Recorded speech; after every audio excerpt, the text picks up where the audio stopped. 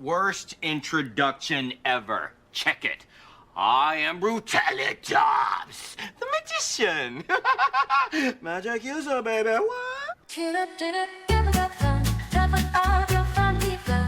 Killer will show you how it's done.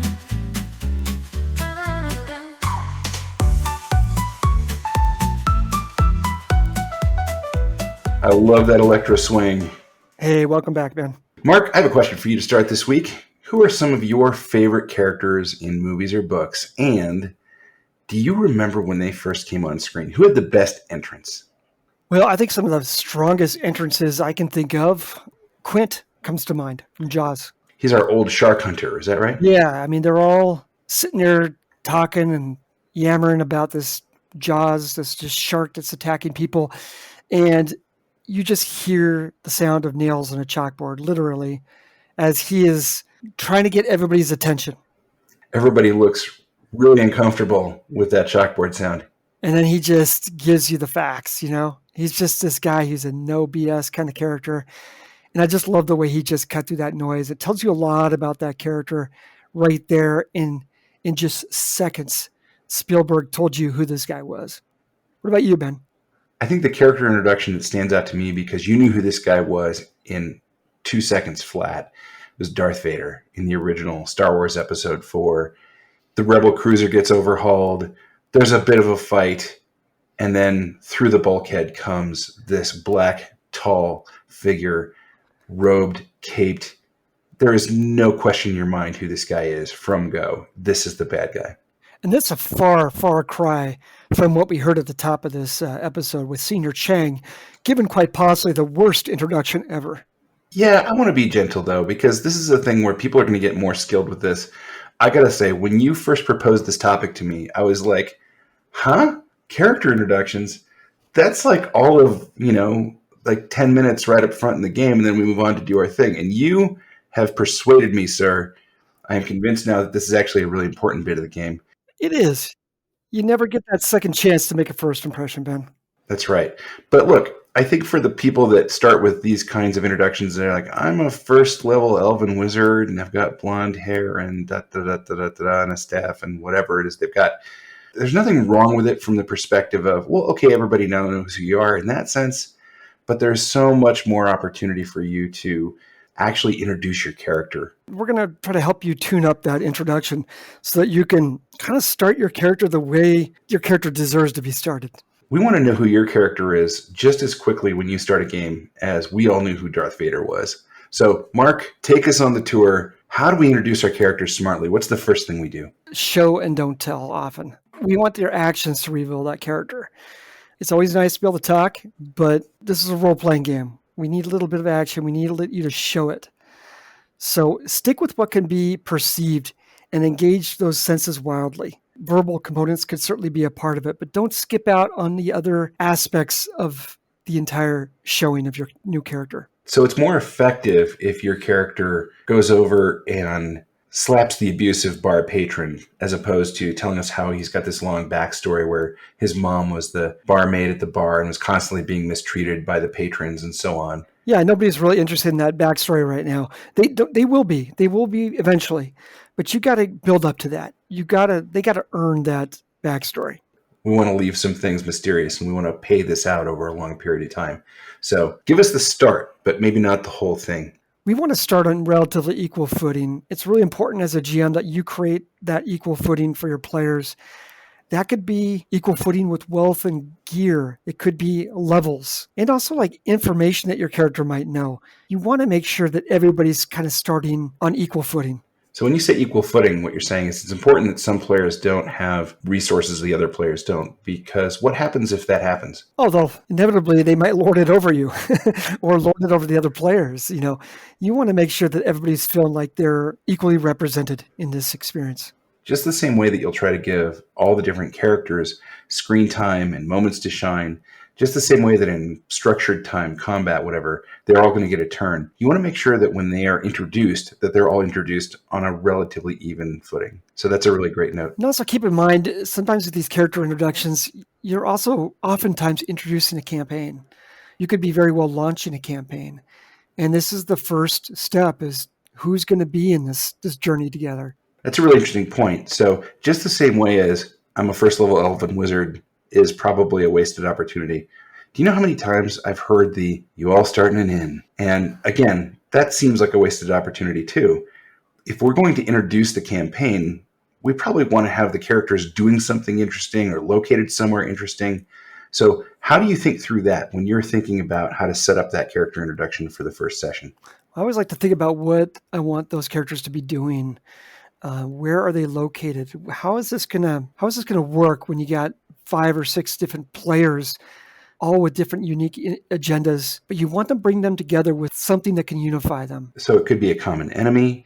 It could be that they're all at a public gathering. Maybe if you want to move out of the tavern, it could be a local festival. If you're in a different kind of setting, you can imagine in a space station that all of a sudden an alien fleet shows up and now everybody's got to respond to that. So there's a lot of different ways to create a common context for all the players to emerge and make their introductions. We're kind of making fun a little bit of the "you all meet at a tavern." It doesn't have to be a bad intro. It could very well be a very exciting intro.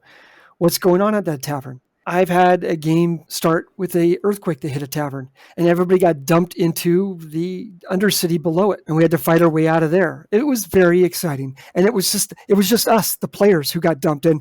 Everybody else managed to scramble out. That's how we started. It can be a very exciting, fun place to start in a tavern. It's a very inventive twist on that classic starter. So let's imagine we're going to mix up that starter location a little bit and make it interesting, give the players something to do.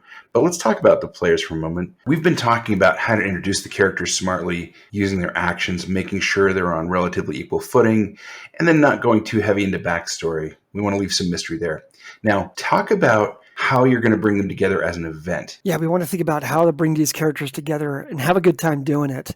In the past, I've used examples such as like an Olympic-style event where the players just happen to be contestants in that Olympic, and they just kind of get thrown together in that group. You know what I like about that is that then every character's unique strengths get to come out. Yeah, and you could do all sorts of stuff. I've seen ones where there was a fire in the city, and everybody just happened to be on that fire line, and they were the ones standing there passing buckets to each other, and that's how we started the game. Now, these are just the introductions. Hey, allow me to describe my character.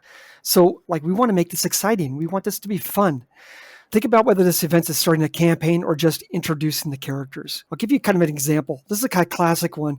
We've all kind of been in games where there's been a bulletin board where they're trying to enlist adventurers. That's a common video game method too. Yeah, and it's fine. And that could absolutely work.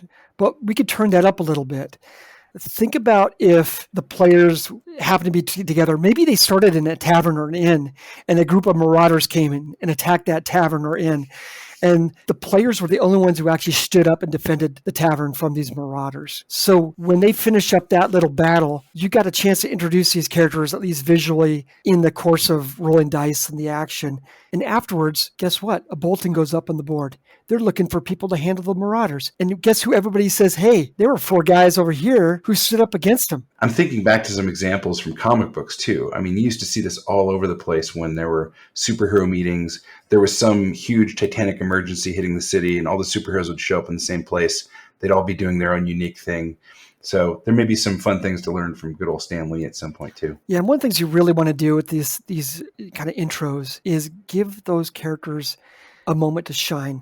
And in that shining, you want them to be able to define themselves, at least a small amount, showcase what they can do. My character's super strong, so in this critical moment, I'm going to use that strength. Exactly. Kind of let them play to their strengths. Let them think about, how do they want that first meeting to showcase who they are as a character, maybe as a person.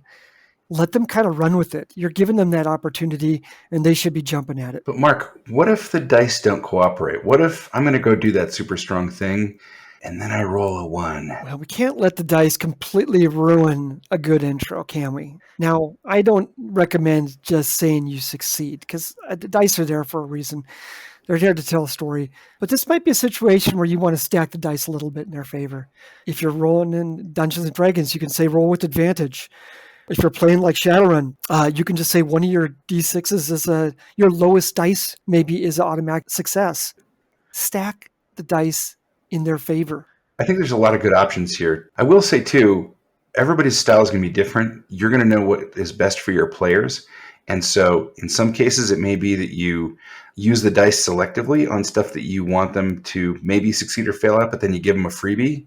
Or it may be that you run the dice all the way through, and we're going to find out if this is going to be a game of heroes or a game of pretty comedic characters. Yeah, and I strongly recommend people be rolling dice right away. You want to make this to be exciting. You don't want to start your game out with a murder mystery where everybody's slugging around trying to solve some sort of crime. You want them to be excited. You want them to be kind of like engaged right away. Session 1, you all go to law school, off to the library. No, I don't think we want that game. So we are kind of joking about this, but there are some ways you can do this wrong or miss the opportunity for a great character introduction. One of those ways we've already talked about is bare description. That's I'm a first level elven wizard with blonde hair and I'm 7 feet tall or something. Like those simple descriptions, you miss an opportunity to bring your character out. There's another kind, though, that I hear sometimes that is controversial. I won't say it never works, but Mark, what about the prison escape where all the characters are like bereft of their equipment? Yeah, I'm not really a big fan of the prison escape. It's such a trope. First of all, it's been done. I also don't think it starts people on equal pairing. I don't think they're on equal footing at all.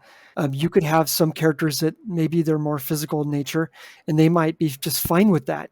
And then you got other characters who maybe whatever their magic items are taken away, their spell books. They're more equipment dependent. Yeah, they could very well be, but you're not giving them equal footing. I think that the general principle there is try not to separate them too much from the virtues of their character. That point you made a moment ago about letting people shine in that introduction, that's really critical. And I've seen a variation on the prison escape sequence. Instead of depriving them of all their gear, there's the amnesia sequence where nobody remembers who they are, and we're going to make our characters actually as we play this first session. If your players are up for that, I won't say it can never work, but again, the more I'm isolated from my character, the less fun I'm having. I made that character for a reason, and I want to actually see him shine in that first session as he's introduced to the other characters in the party. Okay, so tell me about the Western Railroad Raid. I like Strangers on a Train as a trope. I think it's a fun one. There's reasons for it that I think work really well narratively. First of all, it doesn't have to be a train. It could be a ship, a boat.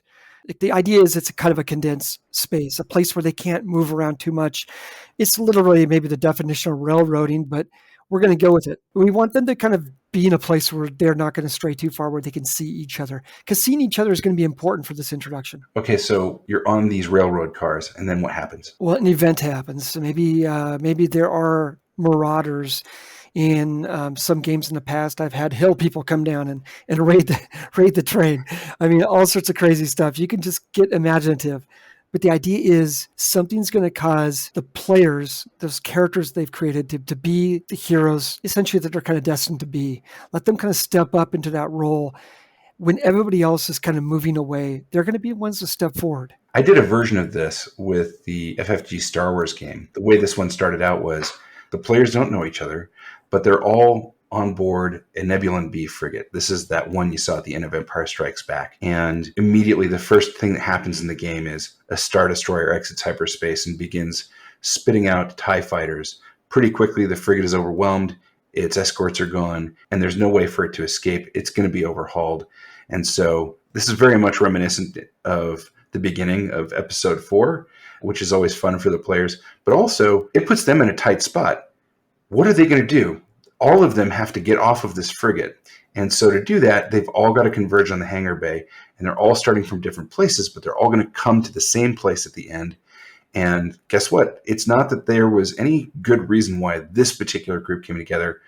This just happens to be the group that got in that one shuttle. And these are going to be the characters that we're going to be following for a while. It's very exciting. I love that example. So these concepts we're talking about for the players, we could apply these to NPCs as well.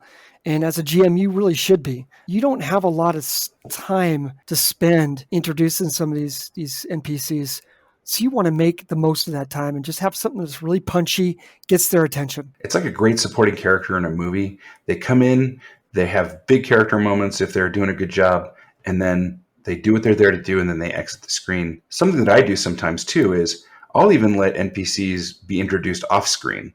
So just like you would with a movie where the audience can leave the protagonists for a moment and go zoom in on the villains, if it's not something that's going to give away anything important, but I want to let the players know, here's what's happening in another part of the story, I'll actually do that. I'll have the game leave the characters' perceptions, I'll narrate to the players, here in this dark, seedy bar, this guy comes in, and I describe the guy, and I give this NPC some character, and I have him do some things, maybe some sinister, dastardly things.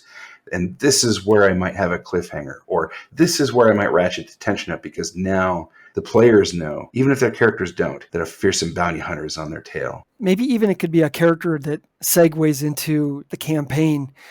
Maybe Three Finger Paul saw the action to happen there, and he was the one who told the town mayor, who now wants to hire the group. So don't be afraid to use these NPCs, but give them that kind of fun, punchy character intro that you would player. Maybe not as in depth as a player, but give it a little punch. All right, Mark, I'm looking forward to this next bit because I wasn't really at first quite aware of what you meant by character intros. So we're going to actually workshop this. How are we going to proceed here? I think what we should do is do a little demo, and we're going to kind of go with maybe something for Shadowrun. We'll do that aforementioned strangers on a train kind of idea. We're only going to really focus on one character. We'll just pretend that there are more characters. We're going to involve each one of them in turn, but we're going to set this little story up with a Shadowrun kind of edge. How does this start, Mark? You're our GM. Lead us into this setting.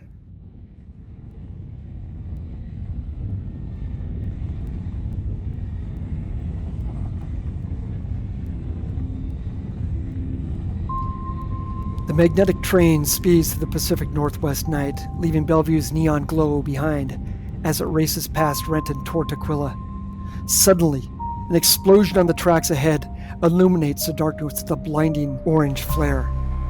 Passengers leap to their feet in terror, their shouts cutting through the hum of the train as the train hurtles toward the broken track. Without warning, the roof at the front of the train rips open with a deafening scream of metal, letting in a rush of wind and rain. 4 attackers in black ultralight armor with bios cyber wings fly in, moving with military precision. Their target, a disguised traveler near the center of the car, surrounded by plainclothes mercenaries who each draw their weapons. Civilians surge toward the rear of the train in panic as it barrels toward the shattered track. Ben, you've won initiative. What would you like to do? Okay, so my character is seated in the back third of the car. And as the rain and the wind come whipping in, the long-brimmed hat that he's wearing gets whipped off the top of his head, and he looks up in surprise, his almond-colored eyes narrowing as he sees new threats abound. This character is an elf. He is wearing all kinds of interesting tribal tattoos that interlace in strange ways across his temple, down the side of his face, down to his neck, and presumably across his chest and back. He is someone who betrays some evidence of having had an arcane background. As people flood past him, he rises to his feet, sheds his jacket that was concealing well-muscled, tanned, and lean arms.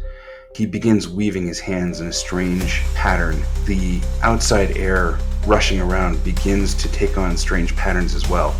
The rain that has been lashing everyone in the car begins to turn cold, and it focuses on the 4 winged figures. I would like to see if I can freeze their flying apparatus and maybe destabilize them and cause them to fall. Maybe outside the train if I'm lucky, but at least I'd like to deprive them of their ability to fly. How's that going to work? Oh, this will be good. I like this. I'd like you to roll some dice to see if you succeed on this. I'm going to allow you to take your lowest roll, Ben, and that's going to be an automatic success. All right, so at least I've got 1. So at least you got 1. Let's see how you do. Okay, Mark, so that was our opportunity to workshop this concept a little bit. How was that as a character introduction? Did you like it? What would you do differently? Here's what I loved. First of all, I loved your description, how you kind of described yourself, what you looked like. You know, you really kind of stepped into that role.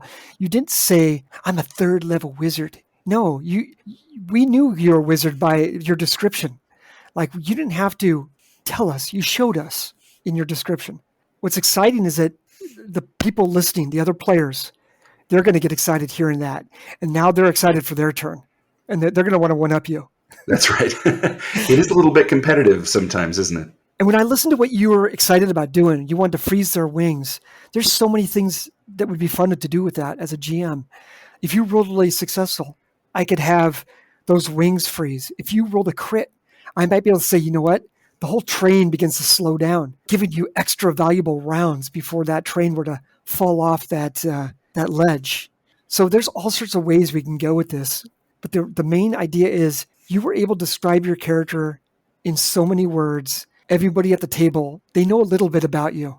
Thanks for that feedback, Mark. Friends, that is everything we're going to tell you about character introductions today. I got to confess, as you've heard, I didn't think we'd get a full podcast out of this, but Mark has got a deep well of interesting insight to share with us about how to do great character introductions.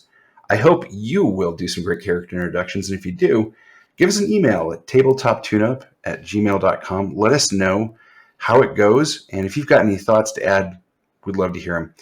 Mark, I think it's time for this week's tune-up segment. Yes, we do have a tune-up for today. I have a message from a friend of mine who wanted something tuned up for his game. He was asking us, how do I balance backgrounds when they are innately so unbalanced? Especially when the backgrounds with some of the newer books, I think we call those splat books. This is power creep from newer books coming into an older system. And I believe he's talking about 5th edition Dungeons & Dragons, which doesn't surprise me. A lot of people are playing it. Yeah. But this happens. This is a common thing in other games, is it not? It's absolutely true. One of my formative experiences was playing a game called Rifts by Palladium Books. Oh, Lord. I think you and I played that once upon a time. Talk about unbalance. Yeah. They sort of, what's funny is when you read those books, they actually try to make a virtue of this, and, more power to them if that works for you and your players, I guess. What we found, though, was that there was a lot of power creep as more and more books came out, and it seemed like every new book gave you more powerful things than the last book gave you. Yeah. So, yeah, this is a kind of common problem across a lot of different games, actually. Yeah. In regards to 5th edition, which is the edition he's referring to in this question, some of the newer books have races or classes that have actual feats and stuff like that given to them at level 1, where other ones do not. Wow. So, Mark, what strategies do you use to manage power creep in newer books? Obviously, you may have players who are creating characters. They like the concepts and the things that were in earlier books, or let's say less powerful books, if you will. And then there's going to be other players who are really into that power fantasy, and they really want to make those new characters. Well, as we talked about earlier, we talked about characters should be starting at equal footing, and that includes on character generation. So if one character is going to be getting some sort of feat that the other ones don't have access to, then you should really think about that. Either talk to that player and say, maybe we're not going to be doing that feat, or maybe you're giving feats to everybody in the group, letting them start on equal footing. There's a couple options here, and I like that you're pointing out that it's always possible for you to empower weaker characters. That could happen in a lot of different ways. We talked about house rules last time and things that we do to enhance fun. So that's great. The other thing you can do is you can always say, we're not using certain books. I think this or that book has a bunch of stuff in it that's a little overpowered for the game I want to run. Yeah, and you could also say that I haven't read that book yet. I don't think I could really comment on it at the moment, so let's just not use that book. That's fair to say too. There's also something to discuss about, like how you could even roll stats for your character in the beginning, and they could get wildly out of balance there as well. So think about rolling all together so everybody can see what people are rolling. Sometimes you end up having somebody arrive to the table and you're like, how did you roll that high in every single stat? I think we've all known the guy that came to the table with a fully fleshed out character that was mysteriously powerful. As important as a good session 0 is a good shared character creation session if you can start that way. I don't know that you have to do everything together, but it is really helpful to have all of the randomized elements, if you're rolling dice, do that together as a group. Don't be afraid to use things like point buy if the players can't really get past some of that. Point buy solves a lot of that problem of parity. Does it make for some characters that might be a little less interesting, at least as far as people's visions? Possibly. But the benefit of having parity might outweigh that. That's a discussion you have to have with your group. Well, Mark, that's really great insight into how to manage power creep in splat books. And I think we've wrapped up this episode, Ben. We have a lot more topics to discuss in the weeks ahead, and I hope you all keep joining us. If you have questions or comments, please reach out to us on our Gmail account. Ben, what is that? That's tabletoptuneup@gmail.com. And just as we did in this segment, we'd love to hear from you. Anything a GM does. It could be world building, could be player management, it could be anything to do with how you're running the game. An alternative method to reach us too right now is we are on YouTube. So if you have a question, you could always leave a comment on YouTube, and we'd be happy to take your suggestion from there as well. So we hope to read the comment section. Be nice. Did you just say be nice to the internet? You can only ask. You can ask. Well, friends, that's it. And we'll see you next time on Tabletop Tune Up. And until then, keep those dice rolling. Tune up, give it a fun. Traffic up your fun lever. Tune up, I'll show you how it's done.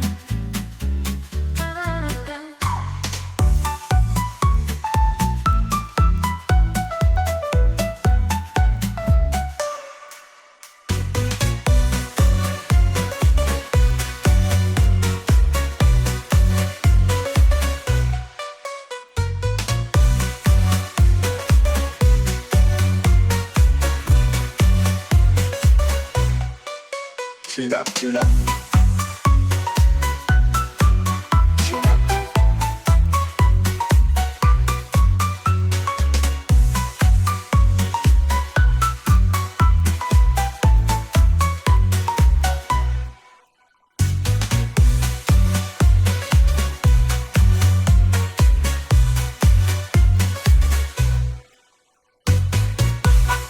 Love among your fun.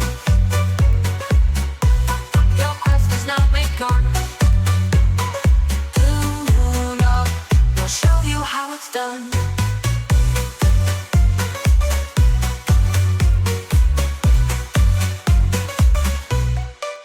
Tune up, tune up. Tune up.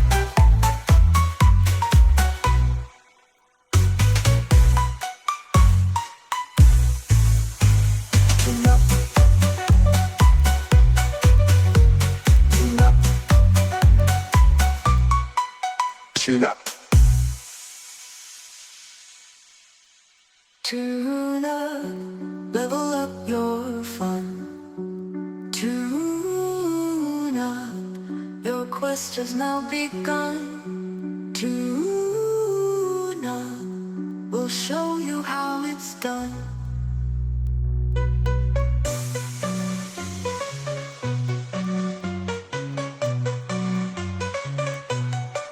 Tune up, tune up.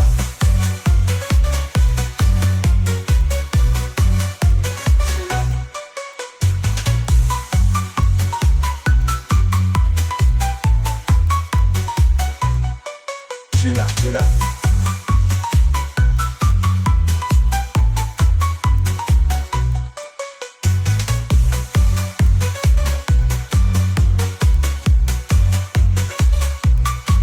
Tune up, tune up. Tune up. Tune up. Tune up.